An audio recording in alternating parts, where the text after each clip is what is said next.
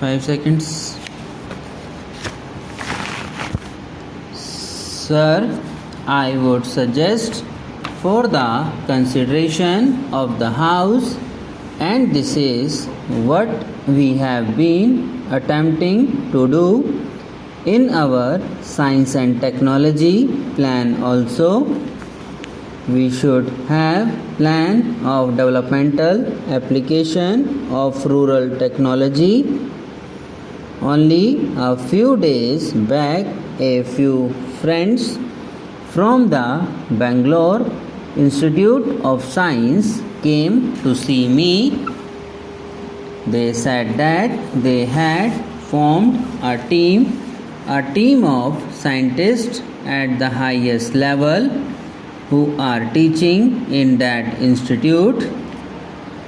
They said they decided to go to a village about 70 miles away from Bengaluru and settle down there and then identify the problems there, trying to find out how science and technology could be applied for the purpose of removing backwardness there, for the purpose of improving the productivity, for the purpose of bringing about a better environment there. They have had some short-term experience in functioning in the village. They told me that they were encouraged very much, not only by the results which are coming out of their experiment, but by the response from the scientific community. It is obvious from this perhaps that each high level scientific, technological or technical institution should be asked to take over a specific area and concentrate their efforts there to find out how science and technology could be applied for the purpose of better development of that area and to increase the productivity. Therefore, it is only science and technology which could provide the answer to remove this backwardness, and it is on the basis of this alone that we would be able to tackle many of the problems with which we are confronted, whether it is unemployment or the removal of poverty, particularly in the rural areas. So this is the answer for that. The honorable members talked about rural indebtedness. Rural indebtedness is also due to the feudal traditions which have been allowing bonded labor and other things. All these will have to go, and it is not merely this indebtedness but also the exploitation of the rural poor by the private money lenders which has to go. My honorable friend pointed out this thing. As far Bihar is concerned, it is a coal mine area. I recently went through a report. This person knew something about what was happening there, how the coal miners were being exploited by a set of organized money lenders and other antisocial elements. You talk about protecting the labor and protecting the poor, but have you gone there? Have you tried to organize and see that these malpractices are removed? Therefore, there is no use blaming others if we have not done anything about it, and to that extent we also contribute to the deterioration of the situation there. Therefore, it is a challenge to all of us.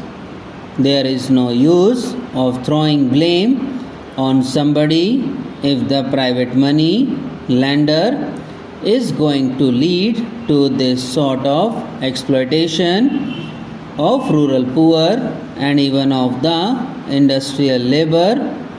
Then we have got to sit down and think about it, how to abolish it, how to eradicate this practice. When we talk in terms of removing rural indebtedness, it is not by moratorium. Of course, that is a part of it, but it cannot stop there. We have to proceed further.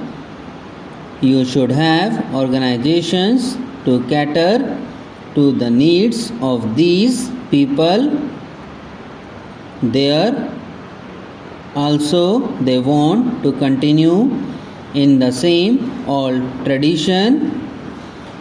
How do these people get indebted?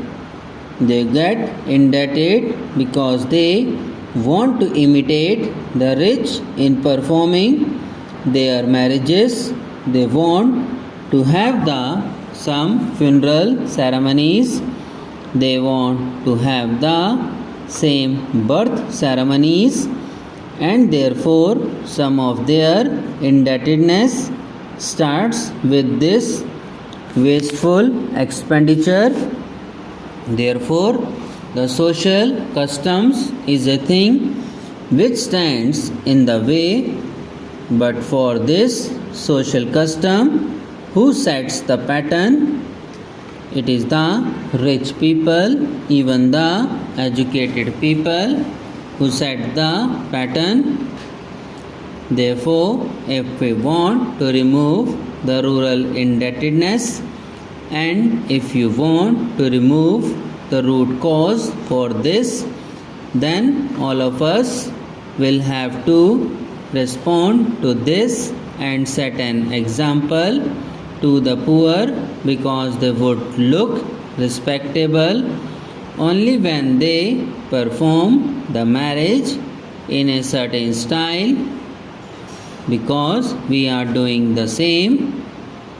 When we talk about the rural indebtedness, let us not attack the rural indebtedness in isolation. Unless we attack the social customs which lead to the wasteful expenditure, even this rural indebtedness cannot be tackled in an effective way.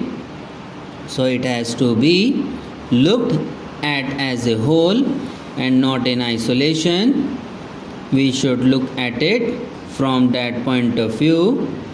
It is the educated group, the richer section of the people, who spoil the poorer sections by their own wasteful expenditure. I am coming to dowry. When we talk about it in the International Year for Women, we are thinking of liberating the women. Can we liberate them from the dowry system? Who are the worst sinners in this dowry system today? Subscribe now and press the bell icon. Never miss an update.